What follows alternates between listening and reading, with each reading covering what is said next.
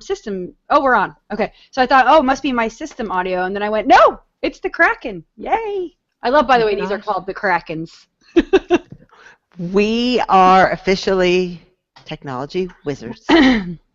Yeah, we started this behind the scenes slightly too early because I'm like still Really getting my bearings. Oh my gosh, me too. Okay.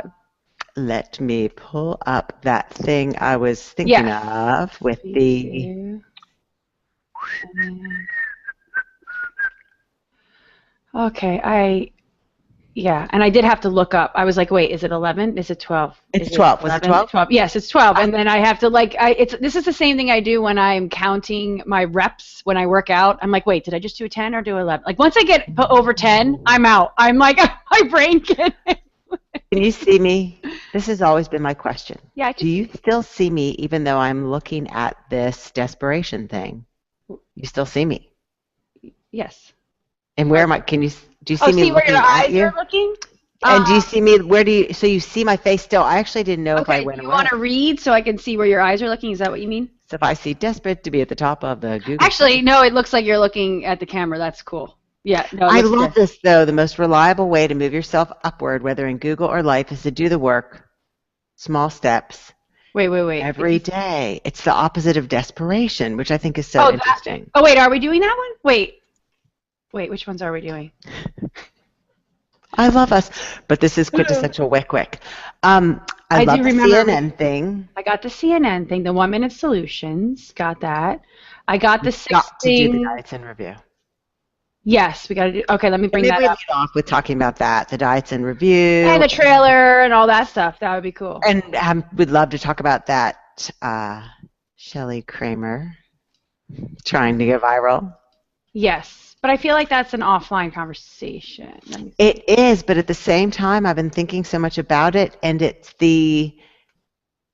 that is trying for perfection. So many people talk about, I want to create viral content. To me, it's all about the perfection and not focusing on both what we talk about with enjoying the process, but it's also too much pressure. It's perfection. You do what you can when you can. If that metamorphosizes and turns into perfection, okay, it's viral. But if not, you love the process, and that wasn't the angle. So there is that. There is, except I feel like that's super niche, only to people who are creating content, which is such a small part of our audience. Do you know what I'm saying? Yes. I just think if we planted the seed about wanting this thing to go viral, it could not be a bad thing. No, that's totally true. Okay, I'm looking at the most productive people. I'm trying to bring up the diets and review thing, so I have the article open, and I can read this clip that they shared. I think I found it. Okay, if you can't find it, I can find that. It's taking forever to look. It's taking forever to open. Okay. I know. I love the most productive people thing, but so much of it is not. Just I go against.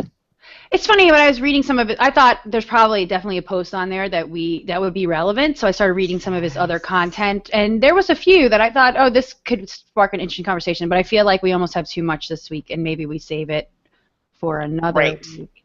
Okay, so I have the 1 minute solutions. I have the 6 things the most productive people do every day.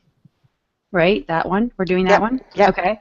And then I have, did this open? It never opened. Hold on. The perfect would be the wrapping up with the diets in review, talking about the trailer, going right into the people of the week.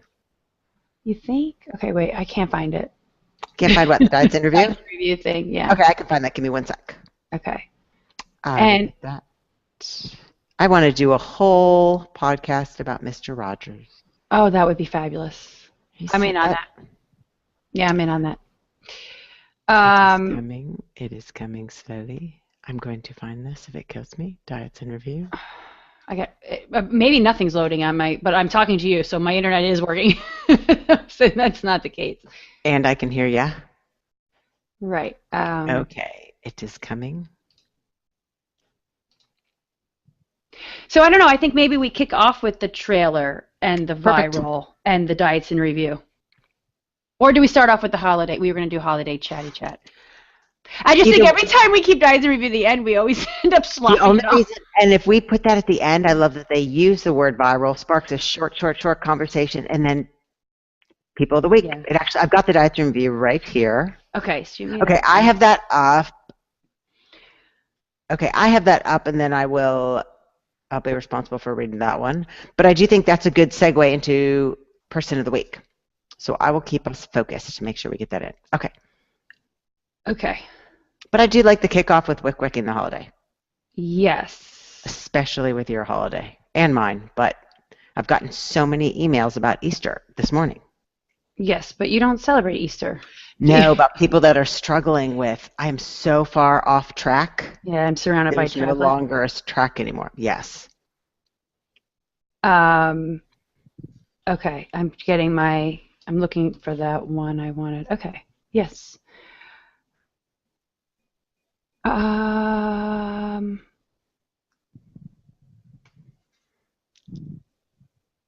I am good to go, and I have my person of the week. Okay, I do too. And it's funny, I have this, I keep up this like text edit file, and I just like delete, and it's just like it's like a active notepad. I keep notes on when I'm weird like that. Oh, when we're doing the podcast. Yeah, for everything. It's funny. I just keep it like I have like notes, and then even when you're talking, I'll jot something down into it so I can remember I wanted to mention that or whatever. It's funny. All right, so let's go over the flow one more time so I know what order we're doing things in, so I'm not crazy. I think we do start with the holiday. Holiday. Okay, I'm going to write this down so I know. All right, holiday. I did a big blasphemy, Wick. So we do the holiday, and then I like your going straight into the CNN article from this morning. CNN, okay, got it. And then the productive. And the productive. And then diets in review, trailer, Wick of the week. Perfect. Diets in review, trailer. Okay, so we can even us out a little bit since, all right. I've got the diets in review up. So you and I will both do holiday intro just back and forth, and then I'll do the CNN article, then you do the productive article, like the lead, and then, but you also have to lead the trailer.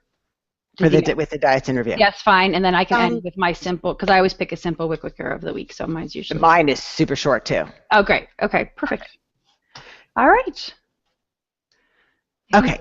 I think we're good. Are we good? We are good. We are ready. I feel like I'm forgetting something, but that's okay. It'll work. Are you giving me the countdown? Oh, no, I'm just sitting there waiting. Like, I was actually thinking in that moment how grateful I am that our podcast is not about the pathway to perfection, because it gives us wide berth to kind of just like, Can you imagine? No. I do feel like we're slightly a voice of reason in that sense. I know. Because that is how they kind of go, like how to do a million things in your day. I know. And it's like, oh my gosh, talk about feeling pressure.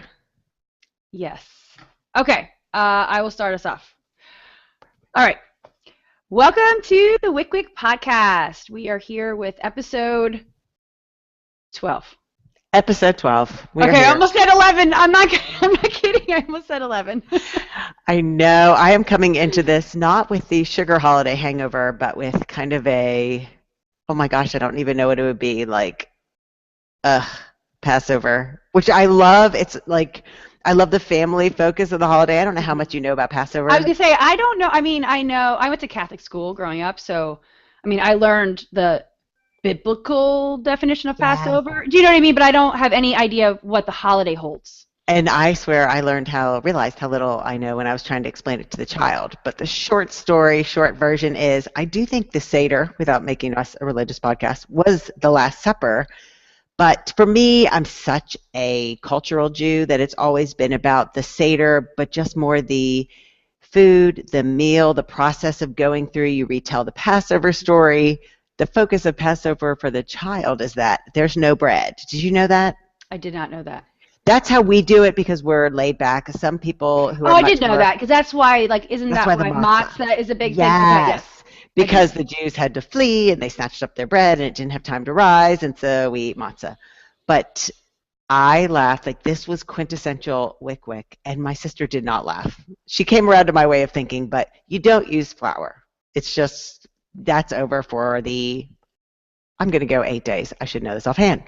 So we're doing the Passover meal, and we made matzo ball soup and all the special stuff, and I got these graphic novel prayer books to try to keep the kids interested. But then for the meal, I don't even know, what did I have growing up? Maybe chicken? I mean, I would think like the super Jews had like brisket. But so I text my sister and I say, we're set. I have everything ready, all the foods, the prayer books. I have like masks for the kids to wear. It's going to be so fun. And then she texts me back, what should we have for dinner? And I said, what you can when you can. can we give them chicken nuggets? Oh, and but she was there's horrified with the flour. Because it's She bread responded immediately with, I would rather not serve them anything that has any kind of breading on it. And I was like, okay. So I text her back and I say, okay, I guess I'll try to make a brisket. Didn't hear back from her, and about 24 hours later, she basically sent back, let's do what we can, hashtag wick wick. And I thought, that is exactly it. Oh my God. The way that I'm a Jew, it's what you can when you can. That's funny. Here's the one to dance that she used the hashtag. And so we really just wick-wicked Passover, and I feel really okay with it. Well, yeah, I mean, and I always thought that sometimes the naggy religious traditions become obsessive in a way, and where you kind of lose the focus of what the holiday's all about, and now you're worried about whether or not you have a little bit of flour on some chicken. Like, I mean, the kids wouldn't have eaten whatever it was. I mean, I was laughing, like imagining my child, Mom of the Year, eating brisket, which she'd never had. And I thought, I'd rather they had the meal, loved it, and then we went back because there's more prayers and stuff that you do after. Right. And they were still focused. They didn't spend the whole time they were eating, whining, this is weird, I don't like this. Yeah, right. Yes, and I thought life is what you can when you can. And so I wick-wicked my holiday, which made me wonder if you wick-wicked yours. I did. Well, and we celebrate Easter in the very heathen way. So we like Easter eggs and the Easter bunny. And, so we generally... Now, do both boys still believe? It's funny. I am one of those parents who don't go all giddy over the...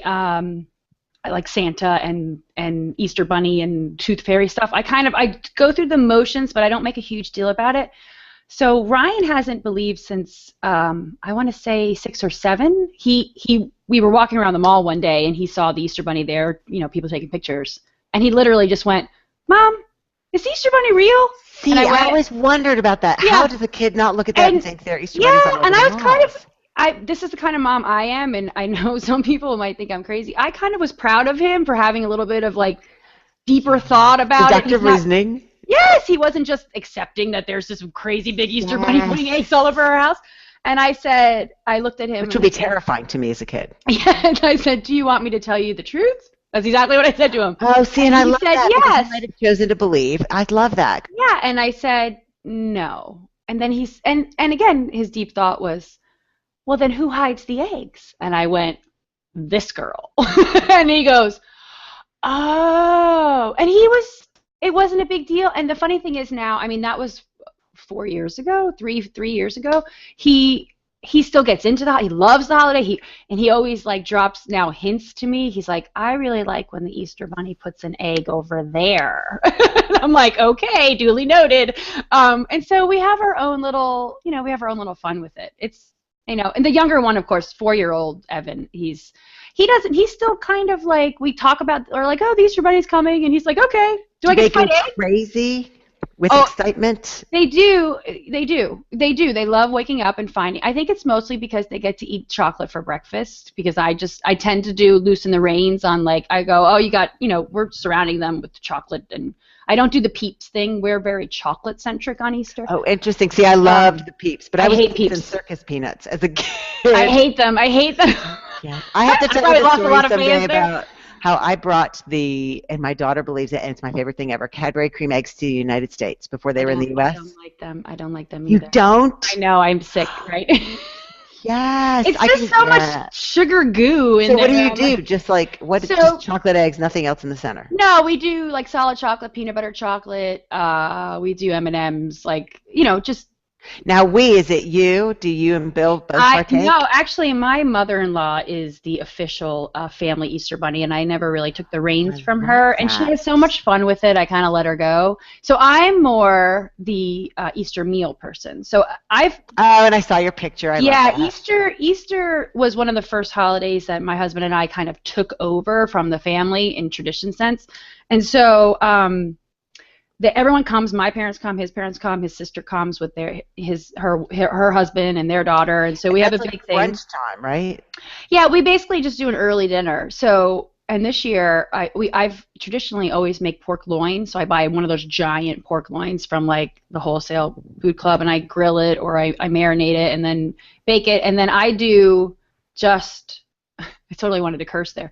a crap ton of vegetable sides because it's like spring, and so I do like roasted cauliflower and roasted asparagus and green beans and a salad. I really didn't think, I would have thought it would be all, because my Jew perception of Easter is the candy, so I'm surprised it's not all. It's interesting that it's healthy too. Well, that's me. I mean, that's me interjecting what I want the tradition to be. So I generally keep dinner light, and then we eat candy all day.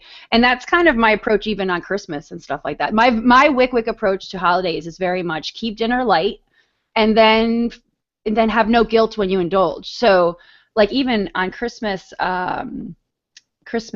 Eve, I don't do any like starch or carb. You know what I mean? So that way we can eat our weight in cookies. Yeah. So and on Easter I do the same thing. I do the lean meat, the pork loin. I do some simply roasted potatoes, and then it's just whatever vegetables look good at my local farm store. So see, I can't steal the pork loin. I'm going to do brisket next year. Oh yeah, you can't do pork. Actually, I probably could. At the point with serving the flour, I could serve shrimp, and it would be fine. And that should be our next book, the Wick Your Holidays. Wick the Holidays. Yeah, I mean, I guess I have I don't even really give a lot of thought to my approaches anymore. They're so ingrained, but that is, if I had to like categorize my Wick approach, it's definitely light meals. So, especially with the kids, I don't want to be that like czarish mom that's like, you've had too much chocolate. I'm like, and I feel that way too with the Passover Seder. It's like my parents said they went to one this year without kids, and I think it lasted 4 hours. Wow. Whereas ours was like 40 minutes, including meals. But it was like, I don't want to be, because it's what you said, being czarish with the food, it's like, then they get resentful. And if I make this Seder just a huge pain and not with stickers and masks and graphic novel prayer books, then the next year they're not going to want to come back. Right. Well, and for me with the food aspect, like I even do it for myself. Like I probably ate a year's worth of chocolate on Easter. And then it was over. And then you know what? I was like, I'm still staring at all the leftover Easter bunnies in my pantry, and I don't even want them. Like it was like, I gave myself the permission. I enjoyed it. I savored it that day, and then I got like back to business the next day. You know, I'm like, it's just like sometimes you just need to. And it is that. It reminds me of one of my best friends in the world who's lost and maintained it forever. She needs to come on, 100 pounds. And I remember she said to me once, I said, you don't crave, I think her Ben & Jerry's was her thing. And she said, you know what, I look at it and think back to how much I consumed in the past and just think, I have had enough of you to last my lifetime. It's so true. I can imagine that with the Easter candy, like I'm good until next year. I'm good. You know what I am? I'm good at least till Halloween, and at least till Halloween. But I like to sit on the floor in the living room with our Easter baskets and nibble chocolate with the kids. I mean, that's what the holiday's all about. Like, I did get my chocolate fill for sure. We did and I made these up, and they were not a big hit. I'm like, these kids love s'mores, so I thought I had this great idea to make matzah s'mores. They were so excited, and we toasted the marshmallows and smushed it with the chocolate on matzah, and every kid ate the inside and left the matzah. I was like, really? Okay, I saw this. So, like, what does matzah? I mean, I'm imagining a saltine cracker-esque texture. It is without salt, and so I think it was you know, I haven't had graham crackers in so long, but there's got to be an element of like the sweet adding in, and they were so excited, and then they left the outside. So there's my tip. Don't do matzah s'mores. Don't do matzah s'mores. Wick your holidays, but don't do matzah s'mores. That's funny. Okay. But didn't you find suggestions for us to work on? I did find something fun. So yes, all right. I can't figure out, usually my brain can come up with like a really fun transition, but I can't do it. I have to disclose that you sent that to me this morning, and I was so excited because I thought, today I need this. Yes, yeah. So I found an article on CNN. I have this habit now of kind of glancing at CNN every few days. It's like my newspaper, I guess. And on the health page, they had this awesome, very wick article called 11 one-minute solutions to improving your health. And I thought, hey, this is right up our alley. Yes. The funny thing is, a lot of their 11 one-minute solutions mirror what we put in the book. So it was very validating and terrifying. I was like, oh, people don't read this. Yeah, that's true. There's our whole book in a CNN article. Thank you very much. Yeah. But they're fun and they're simple, and they kind of, again, really reminded me it is these little things that matter. So and I'll give you some examples. So the first one they have is give someone you love a hug. That was it. And I thought, yes, that's really important. And actually, this is what I wanted to talk to you about, which I knew I was forgetting something. Oh, yes, now I remember too. So I wanted to give, I don't think they have flossing on this article, though they should. So I wanted to give a small update on my flossing progress because I have been successfully flossing every morning, just the fronts, but I've been doing it every morning before I go to the gym at like 5:40 in the morning. And it's really becoming now, I brush, I do it real fast, and I'm out. But I added a second thing, which goes with the give someone you love a hug point in this article. I started giving my husband a goodbye kiss while he's sleeping as I pass him. Oh, before you leave? Yes. So, okay, got it. And I wanted to, and I thought, and it's funny because it's something, I'm up at 5:15 in the morning. No one else is up. The house is dark. I'm literally like stumbling with my flashlight on the phone, like looking for my clothes and my yes. And I would, for the last 2 years, I would just leave. I never really thought much about it. I would just leave. And then the one day, about middle of the week since the last podcast, I flossed and I was leaving the bathroom. And I don't know what made me do it, but I just kissed him on the cheek. And he didn't even, he never even woke up. He didn't even notice. And then I left. And then I did it again. And then I did it again. And then about the fourth day, he started waking up and telling me, have fun. Hope your good workout's good. Yes. And I thought, what a small, so I mean, it is very similar to give someone you love a hug. And it's small that's big because it's those connections that are so good for our health. It's just a small little thing and so great for our relationship. And I feel like really those are the things. I mean, we're celebrating our 14th wedding anniversary this month. And I feel like those are the little things that you can do just to, are the big things. That are the big things. Some of the big opulent things that people do, that doesn't foster connections. If you were, I guess because I'm not a thing person, if you were to buy me a $50,000 diamond necklace, there would be no connection there. Yes. I would get much more of the connection from the kiss and goodbye.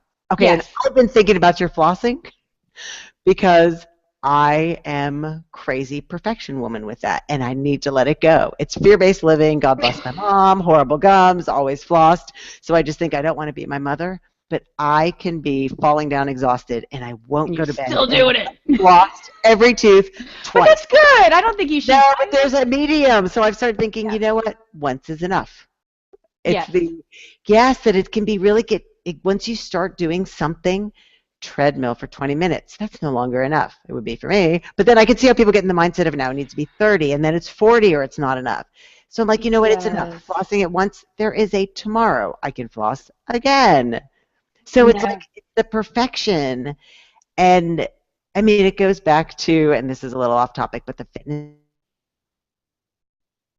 Oh no, you froze on me. Morning a drop off. You froze on me. Say that again. It goes back to the numbers. And I heard someone say at drop off this morning, oh, I did 10,000 yesterday by 3. I'm at 10,000 already, and it was like 8 in the morning.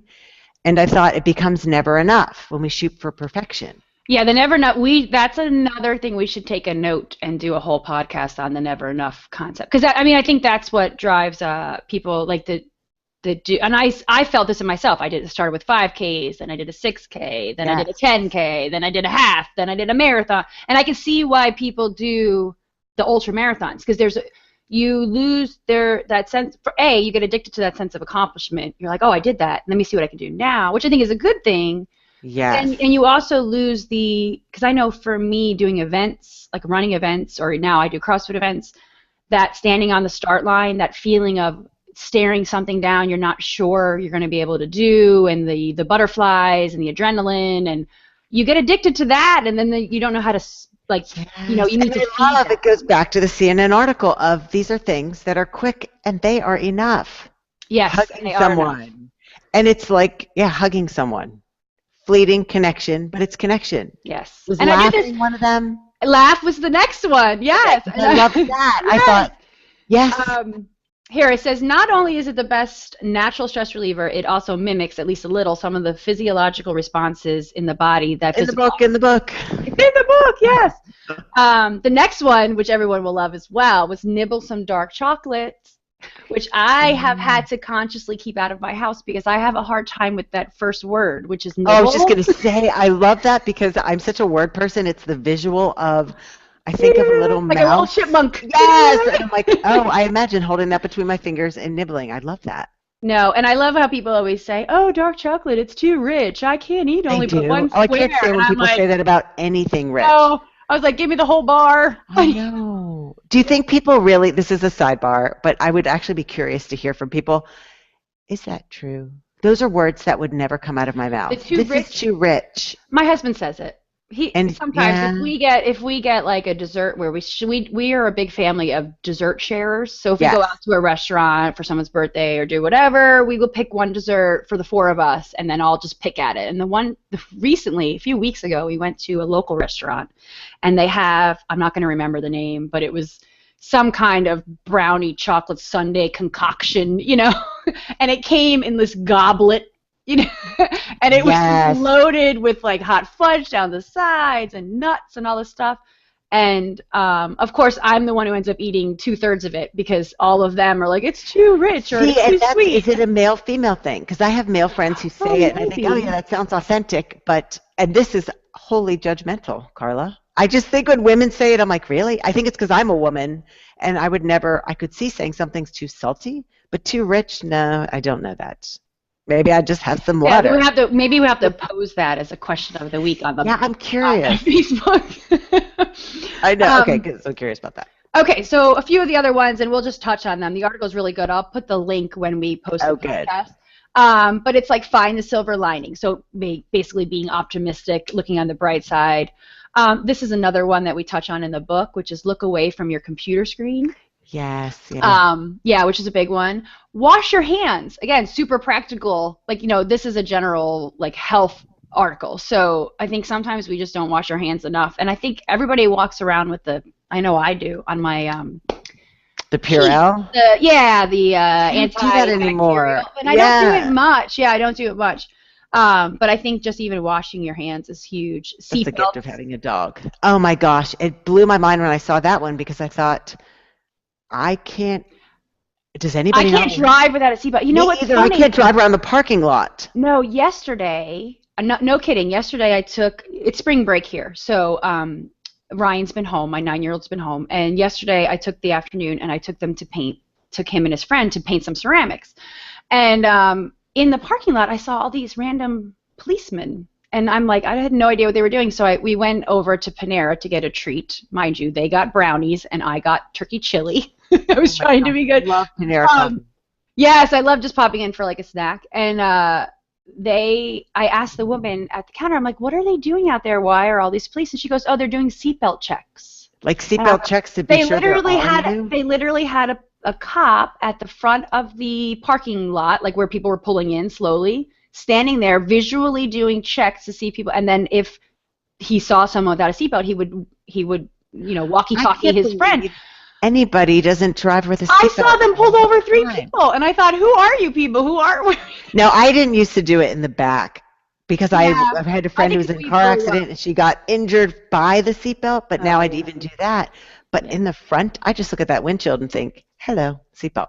Yeah, it's just automatic. It's funny. But anyway, that was total sidebar. So the last few in the article, and this next one is one of my favorite things to do, actually, which is rest in child's pose. And if you don't know what child's pose is, it's a yoga move where you're on your knees. Yeah, that's the one. And your arms are stretched out in front of you. I saw that. I was like, what about pigeon pose? Because pigeon is my... I do pigeon a lot, and I do child's pose a lot. And actually, I do happy baby pose. Oh, not me. I happy baby. love happy baby pose. Okay, so that's on your back. That's on your back with your feet in the air, and then you put your hands. Yeah, you put your hands kind of on the pads of your feet, and you kind of rock back and forth. No happy baby. It's my go-to. It is? Okay, I'm going to try that. I never do it. I will do child's pose. Of course, I love corpse, but pigeon all the time. I do pigeon at the gym all the time. It's one of the first things I do. All right, the last three. wear sunscreen, which is again one of those seatbelty things. I think nowadays Yes. it's a no-brainer. Hold a plank, which made me think of the very wick plank a day, or plank. Yes. Yeah, it's called the plank a day kind of movement. Yeah. Just planking when you're doing other things. Yes. Yes, interesting. Yeah, the seatbelt one, I was like, yes, we all need to start doing that. The whole thing I loved because it is quintessential wick. Small things you can do that are huge. And the last one is smile, which is super easy to do all the time. I think sometimes forcing a smile. I should dig this up. I have a picture. I don't know if you remember Daily Booth. Do you remember Daily Booth? Yes. So basically, Daily Booth was a social media site that basically went under. Yeah, they went under. But it was the idea would you take a photo of yourself once a day, every day, which I thought was really fun. And the one time I was having like a crappy day at work, and so I took a Post-it note and I took a smile. I drew a smiley face on it, and I held it up over my face, over my smile, my lack of smile, and took a picture of it. And that was my Daily Booth for that day. And I titled it "Fake It Till You Make It." And I always thought, even when you're having a crappy day, oh my gosh, I find myself to smile all the time. And I am just crazy enough to think, because I do this at least once a day when I'm grumpy, that I can feel my brain chemistry changing. I cannot think, like if I think I'm so grumpy, I have this meeting with the math teacher and now we can't podcast on time, if I just pull the corners of my mouth up, I truly feel like I can feel my brain chemistry shift. It's funny because I think even if you do it, and this will give you a slight insight into my personality, even if you do it in a sarcastic way, it still works. So like if you're having a crappy day, you know what I'm talking about? When they say and, dealing with kids, you kind of plaster the smile. Yeah, you kind of just do like a half smile, like, yeah, okay, buddy. It kind of makes you then laugh, and then you kind of smile. And I do this. Believer in that. I do this with music too. If I'm really in a bad mood, I will force myself to put on happier, sometimes even in a weird way angry music, but it's still a really fast upper beat music. And I could feel myself kind of coming out of a bad mood if I let myself like get absorbed into the music and like sing the lyrics and forget about everything else for a little while. Oh my gosh, but that smile one, I need to know if anybody else does this and feels it, because I will sit in the car and just pull the corners of my lips up and think I can feel whatever it is. Endorphins are the wrong word, but I can feel serotonin, whatever it is. I don't know. Endorphins, serotonin, oxytocin. We need a scientist. No. Tamara Grand. Definitely not scientist. Here's the but best. I loved this. The smile, though, if you do the cheesy fake smile, I challenge you to do the cheesy, big mouth, teethy fake smile and then not laugh at yourself afterwards. Oh, which makes me think this goes back to the real versus the fake. I had a choir director who would always shout at us. I had no idea what he meant back in 6th grade. Smile with your eyes.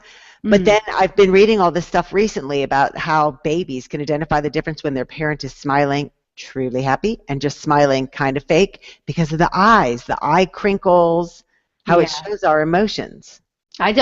Sometimes I've had a few people take a photo of me when I'm literally in mid-laugh. And it's funny because I almost don't recognize myself in a weird way. And I think, you can just tell when someone's truly happy and when they're kind of faking it. But the faking it leads to the truly happy. So it does. It's all good. It's all good stuff. Yeah. And this whole article turned around my morning. I loved it because I always need that reminder, which ties into my person of the week later. It's small. There needs to be nothing big. I was feeling maxed out, even though I'm one of the most productive people I know in the mornings. That's my segue. It didn't work very well. I was thinking, how are we going to segue into this? But I tend to get up, and I don't have pressure for perfection, but I'm up so early that sometimes around 7 a.m. I think, I had thought I would have more done by now, which kind of does lead into the next article a little bit. And I thought I would love this one because I do adore reading articles like this, and it's the six things. Let me start that again. 6 things the most productive people do every day. And I read it, and I'm curious to go through some of these to see what you thought. Most of them I agree with. A lot of them I love when we don't agree with one. Yes. Yeah. The first one I think you would totally agree because you set yourself up for this by starting your day and going to CrossFit. It is just manage your mood. If you start the day calm, it's easy to get the right things done and focus. which is why, and I'm naturally a lark, not an owl, but people will say to me, don't you hate getting up in the morning? It's so early. And I think, no, because that gives me even if my daughter's awake, she knows not to exit her room till 5:30. That gives me 90 minutes to manage my own mood. I don't start the day reacting. If I got up when she got up, my mood would be reactionary, and that would carry over through my whole day. That's a really good, I never thought about it that way.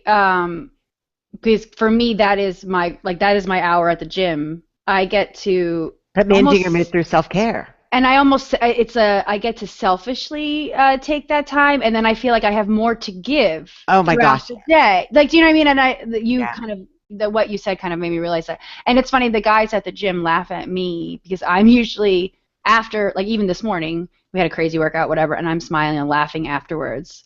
And I called it this morning even. I go, oh, my post-workout high right now. Yes. And it does. It definitely sets the mood for me to kind of come back home, and then I'm present with the kids. I feel like I've gotten everything out, or I don't know how to describe it, but I'm definitely more present. It is, and it's that self-care, and I would never give that up. If I had to start, and I love this word because I use it over and over again in the article, my day in reaction mode. Okay, the dog's already up, and he needs to go out, and the child's up, and she wants breakfast. That would spiral through the rest of my day. So which is why I think their second tip is almost dead on. Ah, yay! You don't. I hated that. No. No, I thought maybe you didn't. No, that is, yes, I love that you disagree, because for me, I'm not one that's resentful of email. And I do love that his sentence when he said, I've interviewed a number of very productive people, and nobody said, spend more time with email, which I agree with. I don't want to spend more time with email, but I really love checking my email first thing in the morning. I wonder if I would like it less, to go off on a monologue, if my email was all work. I do enjoy that my email, all of it comes to the same place. So sometimes it's from friends, family, people responding to blog posts. So it's never an onslaught of assignments. Whereas I think about my husband, and his Pandora email is all work related. Right. So wait, just to clarify, the most productive people, according to this article, don't check their email in the morning. They don't check it in the morning. I love, and he goes on to say, research shows that email stresses you out. Brace yourself for this one. Email can be more addictive than alcohol or tobacco. Wow. And checking email frequently is the equivalent of dropping your IQ 10 points. Okay, that's really extreme. No, we can link the article if people want to read that IQ piece. For me, it starts me off feeling empowered. It's another way I don't, because I'm not reactionary with my email. I don't answer half of it. But I think, oh, okay, Michelle wants that column from me by tomorrow afternoon. Okay, put that in the answer file. I don't necessarily respond, but I know what's coming for the day. Right. Well, and I think that's, for you, because you're taking that 90 minutes to do, yes. This is how you're managing your mood, so it makes sense. I wouldn't read it before going to CrossFit. Yeah, like for me, sometimes like I'll glance at it, and then, I might glance at it, and then if there is something there that's naggy, then it's weighing on me while I'm supposed to be now safe, doing my self-care thing. So, but if I force myself not to look at it, then my hour at the gym is truly my hour, and it's not clouded with like requests from people or something like that. And I think we're different too, which I was yammering at the husband about this weekend. Now, of course, you're going to tell me we're not, but I was saying how I love our different approaches. I do check my email frequently on the weekends because I cannot stand to start Monday not knowing what's coming, not knowing that Michelle wants that article Tuesday night. I guess I'd rather find out Friday afternoon, even Saturday, if that's when she emails me, because it would feel so overwhelming to me to start off Monday with a million emails. I'd rather read them as they come in, don't respond. It's funny. And I admire that you don't. No, I still check my email, but I don't, see, for me, I don't tend to it as much as I think when I was in my 20s and even like early and mid 30s, I'm in my late 30s, I was all about the email all the time. Interesting, because back then I wasn't. I was like, oh, I don't care. Yeah, I was I think that's why, like, I was successful at my jobs and I'm very attentive. And then I've learned, especially and you'll appreciate this, when you work for yourself, it's really, you really do have to make a conscious decision not to work, basically, or not to be, on all the time. And you don't. But you do read them. You just don't respond. Because I think I want to know what's coming. I'm not going to respond to you till Monday. No, I do. I maybe check in once or twice on a Saturday or a Sunday, and I'll respond if it warrants a response, or if I feel like it warrants a response early, or I'll just become made aware of things. But I don't. I'm not attached at the hip to my computer. See, here's the thing: when I'm on my computer, like I am right now, or when I have my laptop at night, when I'm writing a post or something like that, I'm wired. That's the word I'll use for it. I am connected. I have Facebook here, I have Twitter here, and I have email here. And so if I'm in computer mode, I am connected. And I will respond and throw back passes and do whatever I need to do. And on the weekends, I have learned to shut the laptop. And I actually do not sit at my desk at all Saturday or Sunday. Very rarely anymore. I don't sit at my desk. I may glance at email on my laptop in the living room while the kids are watching a TV show or something like that, and then I'll maybe do a quick response or something. But I have really learned to kind of truly walk away for large periods of time, which for me is an accomplishment. And it is that realization nothing happens. I am not a pediatric heart surgeon. Exactly. Yes, and I disagree with the addicting. Don't you? I think it could be addicting. I think more Facebook is. I find myself sometimes just reading my news feed at Facebook for because nothing's coming by email. Even it's actually only with this book coming out, I found myself wanting to refresh, and then I thought to myself, I have no idea what I'm waiting for, but it could be something exciting. So it's it's only because of the book. I find it addicting, but yeah, I think you're right. I don't find email addicting. I find more social media addicting when I'm getting peeks into people's lives and looking at photos that they're sharing and Instagram things, and I find that stuff addicting. I don't find email addicting. I don't either. I think nothing. Email's so old school. I think that's I'd be curious the age of who wrote this. I could find texting addicting because my friends are always like, here's a picture of us at gymnastics and this is what we're doing, and so that's so compelling. Texting. Oh no, I gotta write that one down. Not texting. No, I don't mind. Into that. It's the pictures I love and the snippet updates. Okay, so we both agree on the email. I'd be curious how old he is. This next one, he goes into saying there are a couple more of the stuff that we know. Have a personal system. Yes, you need to find what works for you.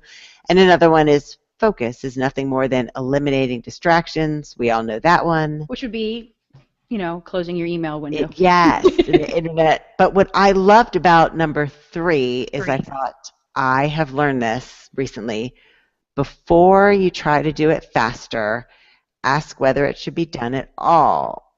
And he goes in to talk about increasing productivity. And I've shared this thought before on my blog, but I was saying to somebody, I guess I didn't use the words, I'm not feeling productive, but she mirrored back to me when I said I was struggling with some stuff. How could you be more productive? And I thought, oh, I am super productive. And in that moment, I realized I am productive at the things that aren't priorities and not what I should be doing.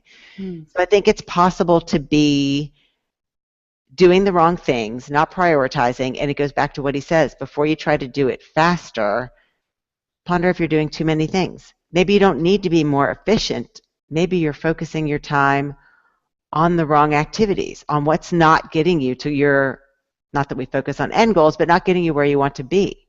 I totally agree. It's funny, though, when I read this the first time, I thought, why does he even need to preface the whether something should be done at all? Like, so he says, before you try to do it faster, ask whether it should be done at all. I say, just ask whether it should be done at all.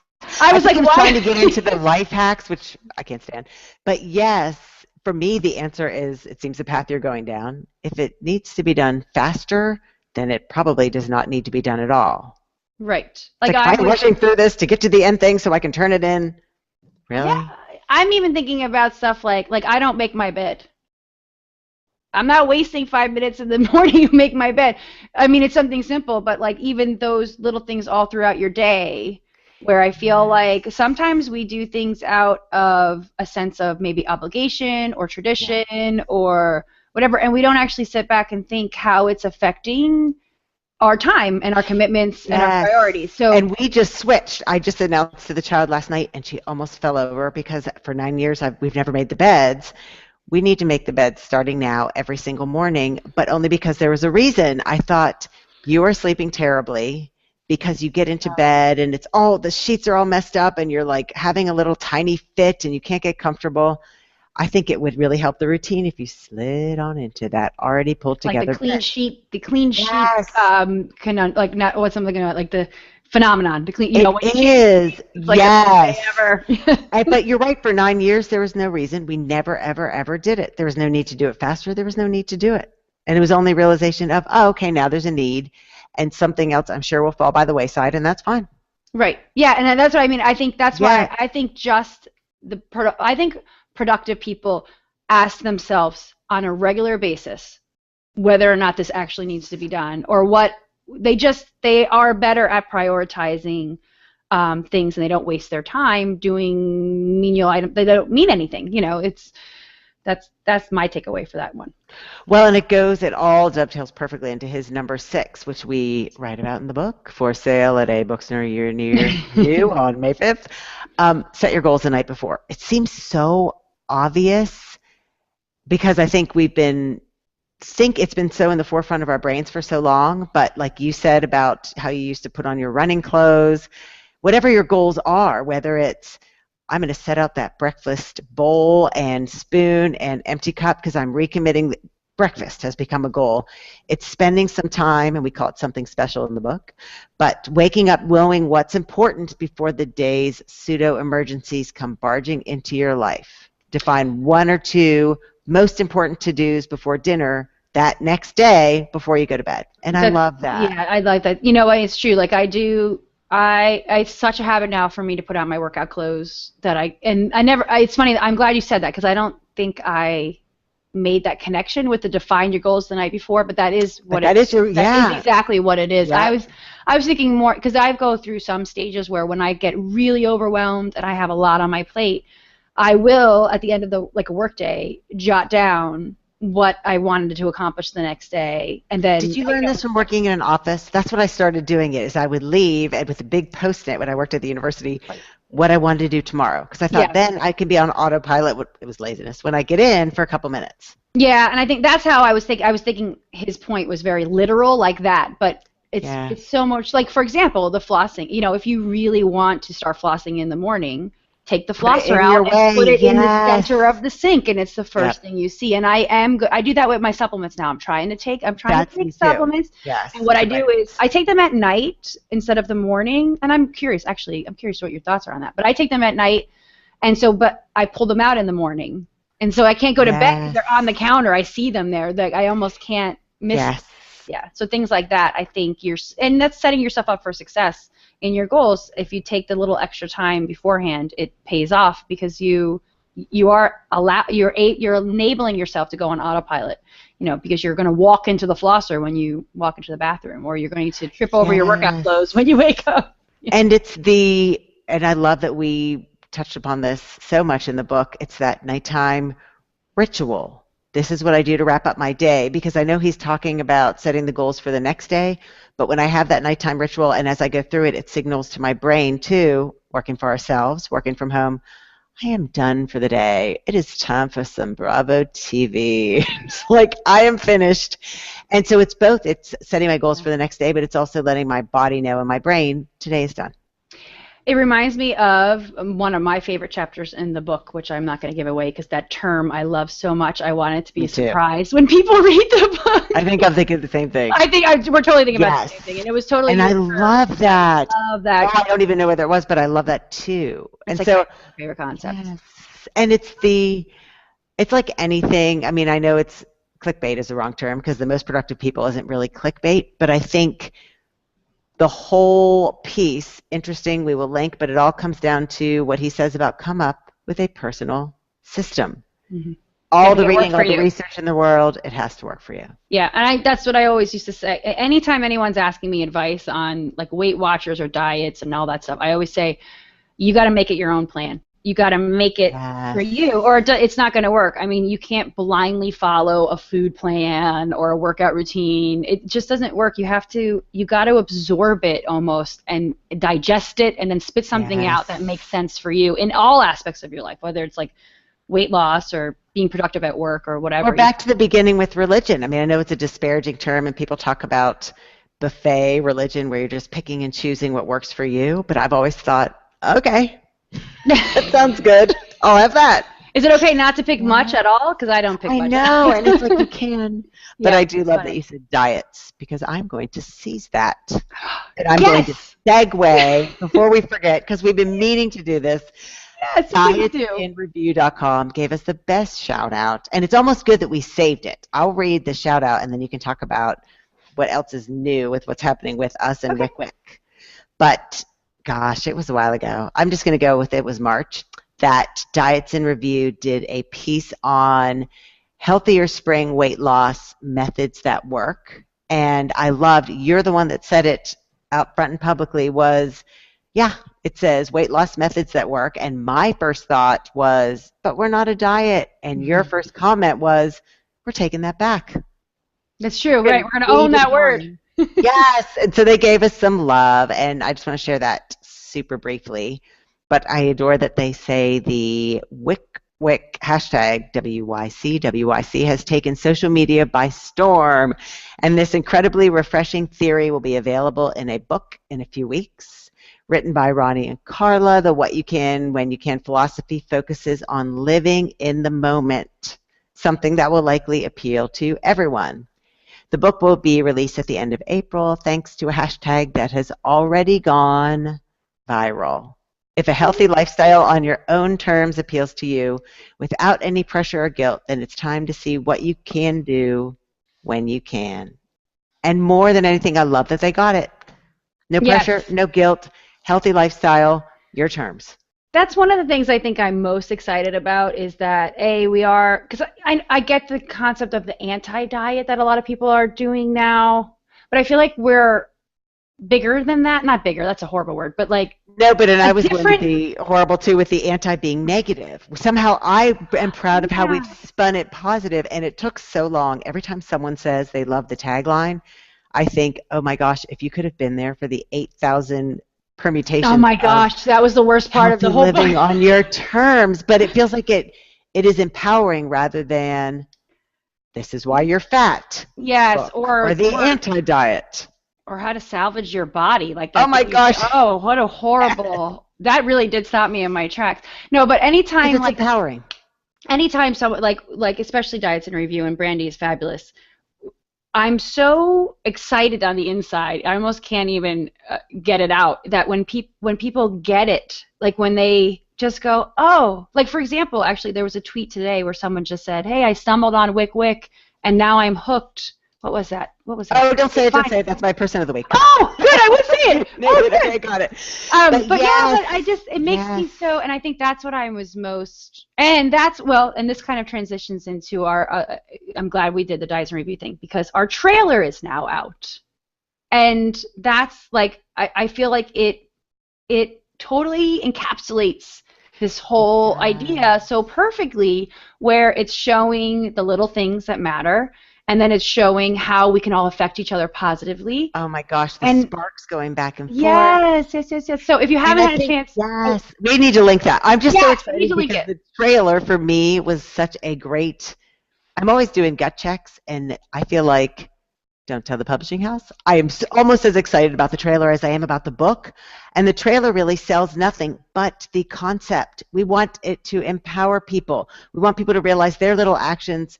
Sure, help them get somewhere, but they spark other people's actions. Yes. So I thought, yes, it was such a reminder. I really am almost more excited about this whole movement and changing. Yeah, actually, you just reminded me of something, because I finally have a copy of the. You do? Oh my gosh. Yes, I'm so excited. Okay, hold it up, because my friend who does magazine layouts cannot stop saying to me how she loves the size. She loves the visual. Yes, I love the size too. Throw it in your purse. Yeah, it's funny because my husband was like, why is it so small? Like that was how he said it. Yes. And I go, well, because we want people to keep it in their bags, in their purse, and it's supposed to be like more of a companion. But I wanted to bring up because I read the back, and they changed the back from what I remember, and the way that they describe it, I thought was perfect, and I was so excited. Okay, I can't remember. Yeah, so and only because it relates to the trailer. A companion guide to the growing Wick Wick movement, highlighting I love simple. That phrasing. That's the phrasing I want. Highlighting simple, everyday steps anyone can take to reach their fitness goals. And I thought, yes, a companion guide. That's really what it is. And I was like, why didn't we think of that before? I guess we did. That's why we don't get paid the big bucks. Yes. I know. And the thing with the trailer goes back to that word that Brandy used of viral. And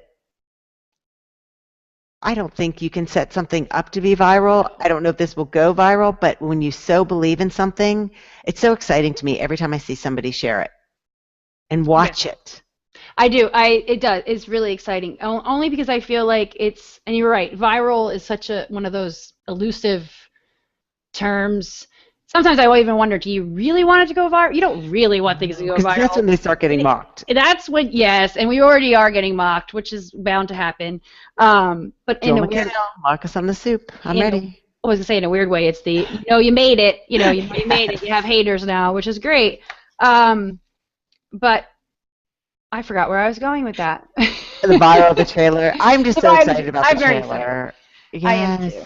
Yeah, you must see the trailer. It's very, very exciting. It's only, a minute and 17 seconds or something like that. It's very short. And every time I share it with friends, my daughter's math tutor was like, I need to see the trailer. And I said it with a disclaimer because I believe this so much. This is not salesy. It just shows you what the concept is in a really powerful way. Because every other book trailer I've seen, not so much the past year, but 10 years prior, was all salesy. Buy my book. This is what Publishers Weekly says. Buy my book. This is the review. Whereas we don't really do that. No, we don't. I think it's. I don't think I've actually seen other book trailers. Can you tell I'm not a big reader? So it's the kitchen one is hilarious. Yeah. Oh, I did see that one. Yeah. I think I'm seeing them more and more. But I think actually not being, and this is why you and I make such a great team.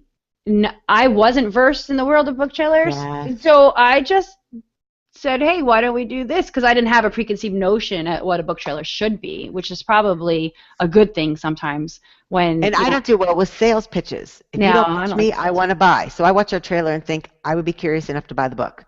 Because you're not pitching me. It makes me think, I need to check that out. Agreed. So we're excited.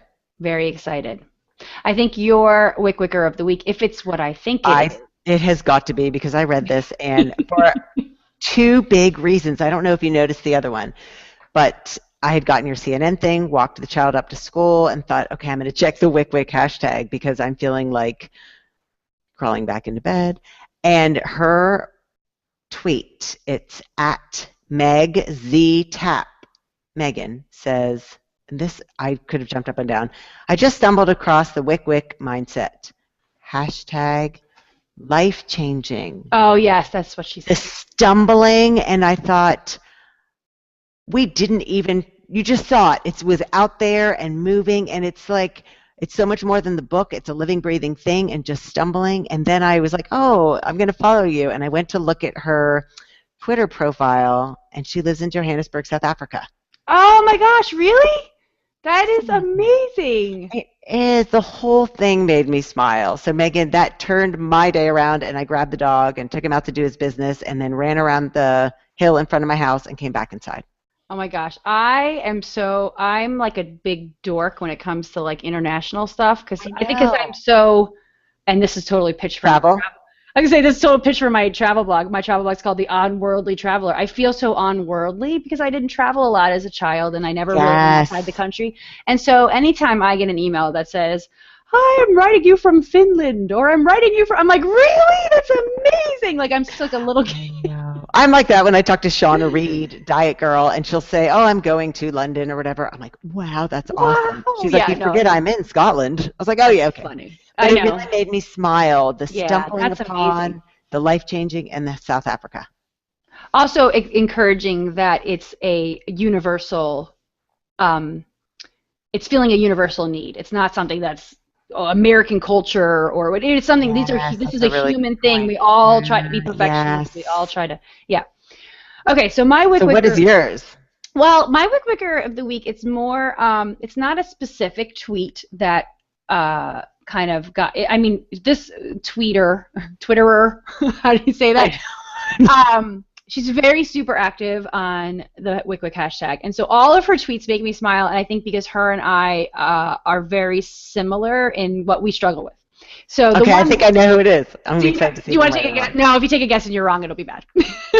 So it's Jennifer. Her handle is Jen_Dawn_A. No, that was not who I was thinking of. See? Well, and so it's funny because I have one here that she posted a few days ago, and it's great food, great company, and I didn't overeat. That's a win in my book. Oh, I love that. Yeah, but it's funny because I just pulled up her Twitter stream, and I don't know if this is like taboo to do, but she wicks a lot, and she shares a lot of what she's doing with. So even 15, it's not minutes, but so yesterday she posted an apple, 2 hard-boiled eggs, and 2 pieces of string cheese. Oh, dinner. Equals dinner. I know, I read that too.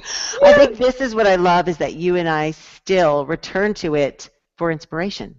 Multiple times a day. Oh my gosh! Oh, all the time. And anytime someone posts something, it almost gives me a little zip of. I know. When I read that dinner thing last night, I was like, dude, that is awesome. That's not even what you can when you can. That's like fantastic. Yeah, actually, I'm trying to find the one she wrote, and it was I can't find it. I think she had one that just said, "Lift all the things." I love that one too. I get terrified that I'm now revealing I have no life, but I need motivation so often during the day. That's my dip. Like people talk about, you get that 4 p.m. dip. What snacks do you reach for?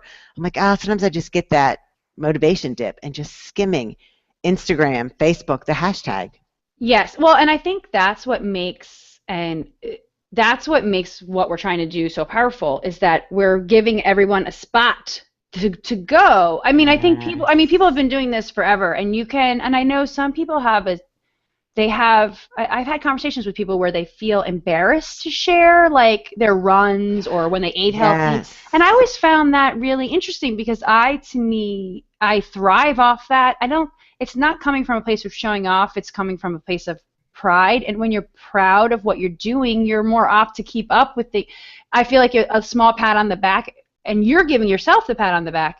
Yes. Is very powerful. And so if we all do it in a community sense, where we make it easy for us to find one another and we feel like we have a safe place where we can share what we ate for dinner or share that we went for a walk or share that we made a decision that we otherwise might not have made, and that it gives us a safe place to celebrate, that's really powerful. And that's I'm really excited about that. Yes. Oh my gosh, and I have a quote. I'm going to not share it this week that I've been hoarding because I've been leaning on it. And okay, I'll share it with next week.